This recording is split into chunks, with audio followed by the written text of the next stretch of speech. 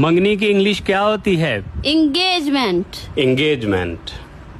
بارات کی انگلش کیا ہوتی ہے؟ Wedding procession. Wedding procession. ڈولی کی انگلش کیا ہوتی ہے؟ پیلنکین. پیلنکین. اچھا تو رخصتی کی انگلش کیا ہوتی ہے؟ Wedding fair well. Wedding fair well. داماد کی انگلش کیا ہوتی ہے؟ سن ان لا. سن ان لا. سہاگ رات کی انگلش کیا ہوتی ہے؟ نپشل نائٹ. نپشل نائٹ.